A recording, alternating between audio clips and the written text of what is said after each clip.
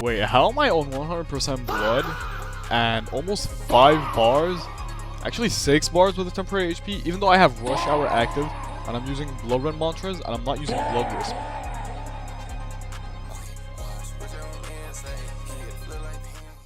Yo, what's up guys, Goku here. Today we have Deepwoken's best Blood Run heavy build.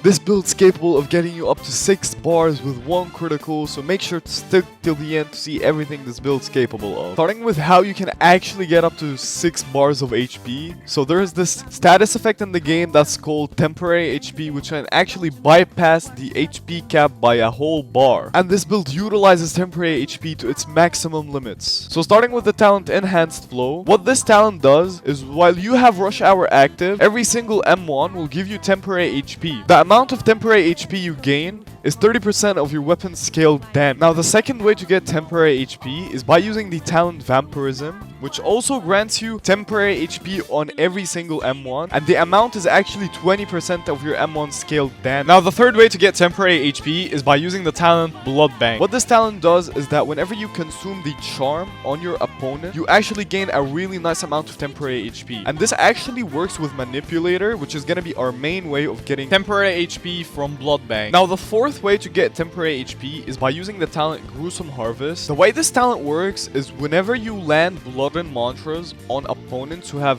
70% or higher blood poisoning, you actually gain temporary HP, which can be a really nice extra way of getting temp HP. And the fifth way to get temporary HP is by using the talent Soen Man. The way this talent works is by sacrificing a good amount of your blood to get around half a bar of temporary HP. Now for reference, this is how much temporary HP we get with a singular M1 with all of our buffs active. And here it is with Donation Drive. Now let's get into how we can negate the downsides of all of the buffs that we use on the build. The bleed downside from Rush Hour can actually be negated by using the enchant Vampirism, which actually gives us blood back on every single M1 we land. Now we can also use Blood Wisp, which gives us blood back passively. And an optional ring that you can equip is the Ring of Wisps, which actually increases the effectiveness of your wisp. And we can actually use the talent Donation Drive to get up to 2 bars of blood back with just 1 critical. Now let's get on to how we can negate the damage downside of Rush Hour. First way is by running a Deep Scorn Cask, which actually reduces the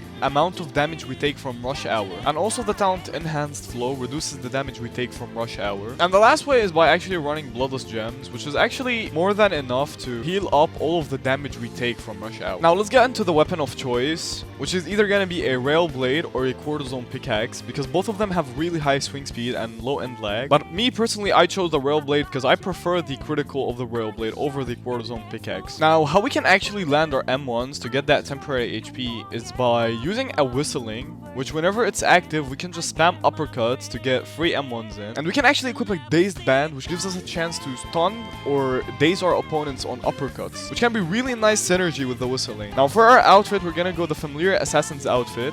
This outfit gives us an ability that whenever we activate, our M1s will TP to our opponents. We will actually have TP M1, and this effect stays on for 20 seconds with a 100-second cooldown, which can be really nice to land our M1s and get our temporary HP up. Now for our oath, we're gonna go Soul Breaker for the 10% damage buff on our M1s, and for the really nice utility of Grips, ESP, and Tacit. Also running the Armor Enchant Allure can be really nice synergy with Sharing is Caring, because Allure has a chance to inflict charm on opponents whenever you get hit by them. The build does not end there, because we have an extra optional talent that we can run, that talent being Embolism. This talent actually gives us extra damage on guard breaks whenever we have temporary HP. It converts that temporary HP into damage. And for reference, the damage Embolism deals is actually true damage. And since it's really easy to get temporary HP on the build, running this talent I feel like is a kind of must. And for the bell, we can actually go for Sacred Field, because temporary HP is actually affected by resistances. Whenever we have our Sacred Field up, it's really hard to lose that temporary HP. And another really nice bell that we can get is actually Corrupted Payback with the blood downside. Now with Donation Drive and Vampirism, we basically have a Corrupted Payback but without the downsides at all. It will also help us negate Rush Hour's damage downside since it has HP healing, which is probably one of the best synergies in the entire build. Anyways, this is it for the build, guys. I hope you liked it. The build will be in my Discord. I will also be hosting free NMIDI carries there. I really appreciate the amount of support I've been getting from you guys, and peace out. Now, this was an absolutely crazy gank where I actually 3v1 those people you're seeing right now, and they do something so crazy that even I nor you will expect.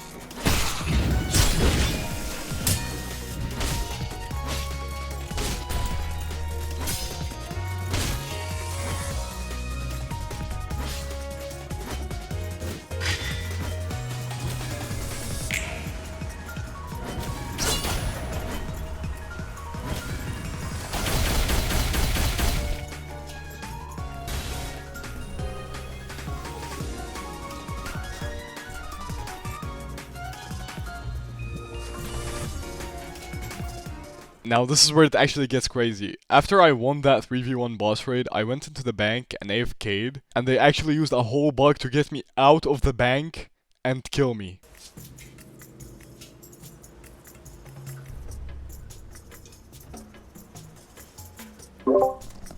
Okay, Allah. Ish!